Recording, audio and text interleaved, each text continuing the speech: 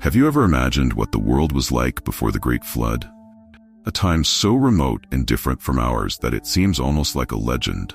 A world where people lived for hundreds of years, where giants walked the earth, and where God spoke directly with men and women.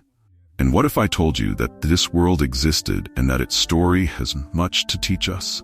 Today, we will explore this fascinating period of humanity. We will uncover what life was like before the great catastrophe that forever changed the destiny of the earth. Get ready, because the next few minutes will transport you to a lost time full of mysteries, revelations, and surprising discoveries. Before we begin, please leave your like, subscribe to the channel, and activate the bell so you don't miss any video, and share it with your friends because this topic promises to generate amazing discussions. Now, let's discover together what the earth was like before the waters covered everything. In ancient times, before the flood, life on earth was profoundly different from what we know today. The Bible tells us that the patriarchs lived for centuries. Adam, the first man, lived 930 years. His son Seth reached 912 years. Methuselah, known for his longevity, lived an impressive 969 years, making him the oldest man of all time. And Noah, who would face the flood, lived 950 years. But what would explain this extraordinary longevity? One of the most accepted theories is that the environment of the earth at that time was much more favorable to human life. Some scholars suggest that, before the flood, there existed a water canopy, a layer of water vapor that surrounded the planet. This layer would function as a shield, protecting the earth from harmful solar radiation and creating a mild and stable climate worldwide. This balanced atmosphere could have contributed to the health and longevity of people, as well as promoting the lush growth of plants and animals. Gigantic trees, large animals, and a harmonious ecosystem may have been characteristics of this antediluvian world. However, during the flood, this canopy would have broken, unleashing torrential rains that drastically changed the Earth's climate. The environment became more hostile, with extreme temperatures and intensified solar radiation. From that point on, human life expectancy began to gradually decrease in the following generations. But longevity was not the only intriguing aspect of that ancient world. There was also a direct and intense relationship between the divine and the human. God communicated openly with some people, such as Adam, Eve, Cain, Abel, Enoch, and Noah. He offered guidance, made promises, and in some cases, judged directly those who strayed from his ways. Imagine living in a time when the voice of God was heard so clearly and directly. This divine closeness indicates that humanity had a very vivid awareness of God's presence, making their choices even more significant. And then we have the Nephilim, the giants mentioned in the Bible, who lived before the flood. Here the stories become even more fascinating and controversial. Who were these beings of extraordinary height and strength? Where did they come from? According to some interpretations, the Nephilim were the result of the union between the sons of God and the daughters of men. Some scholars believe that these sons of God were fallen angels who descended to earth and interacted with human women, generating a hybrid race. These giants would have played a significant role in the spread of wickedness and violence upon the earth, contributing to the increase of corruption that culminated in the flood. This idea is reinforced by accounts from ancient cultures around the world, which also mention giants in their mythologies. Civilizations such as the Greek, Norse, and even indigenous peoples have legends about beings of great stature and power. Could it be possible that these narratives had a common basis in real events that occurred in a distant past? To better understand this story, we need to go back even further in time, even before the creation of the physical world. The Bible speaks of a time when God existed in majesty with his Son, Jesus. It was in this context that he created the angels, spiritual beings destined to worship and serve him. Among these angels, there was one who stood out for his beauty, wisdom, and position: Lucifer, whose name means morning star.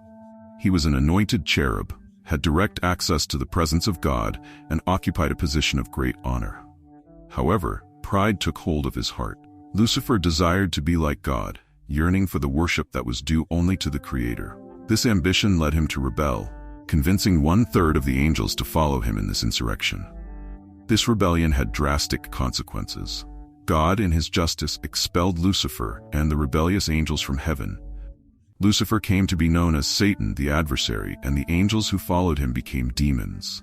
They were cast down to earth, initiating a spiritual war that endures to this day, a battle between the kingdom of God and the forces of evil. When God created man and woman, Adam and Eve, in his image and likeness, he placed them in the Garden of Eden, a terrestrial paradise where they could enjoy full communion with him.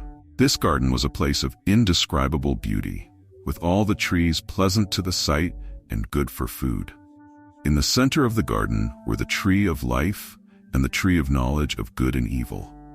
God allowed them to eat from all the trees except for the tree of knowledge. But Satan, consumed by the desire to corrupt God's creation, used the form of a serpent, a cunning animal, to deceive Eve.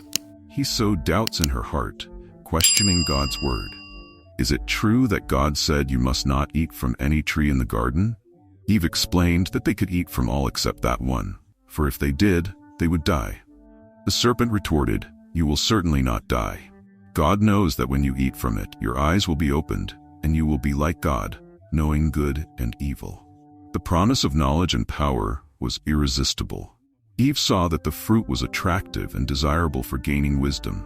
She ate from the fruit and offered it to Adam, who also ate it. This act of disobedience broke the perfect relationship they had with God and introduced sin into human history. Immediately they realized they were naked and felt shame, trying to cover themselves with fig leaves. The consequences were immediate and profound. God confronted Adam and Eve, and each received their sentence. The serpent was cursed to crawl and have enmity with the offspring of the woman. Eve would face intense pain in childbirth and a complicated relationship with her husband. Adam would have to work hard to gain sustenance from the ground, which would now produce thorns and weeds. Both were expelled from the Garden of Eden, prevented from accessing the tree of life, and condemned to mortality. From that moment on, humanity began to face a world marked by hard work, pain, suffering, and death. The earth, which had once been a place of harmony and abundance, became a hostile environment, filled with challenges and conflicts. Sin had altered the nature of human existence, and the relationship with God now required reconciliation. Adam and Eve had several sons and daughters. Among them, Cain and Abel stand out. Abel was a shepherd and offered God the best of his flock in sacrifice, demonstrating genuine faith and devotion. Cain, on the other hand, was a farmer and brought fruits of the land as an offering, but his heart was not aligned with God. God accepted Abel's offering, but rejected Cain's, not because of what was offered, but because of the attitude of the offerer. Consumed by envy and anger, Cain could not control his emotions, even after God had warned him about the sin that was lurking at the door. In a tragic act, he led his brother to the field and murdered him, committing the first recorded homicide in history.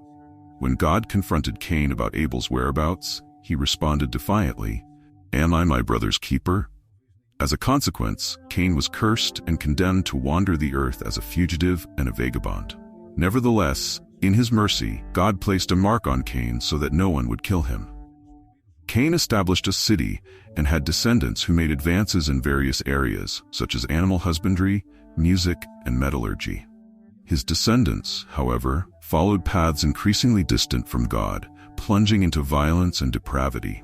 An example of this is Lamech, who took pride in having killed a man and took for himself 2 wives, breaking the pattern established by God for marriage. Meanwhile, Seth, another son of Adam and Eve, gave rise to a lineage that sought to remain faithful to God.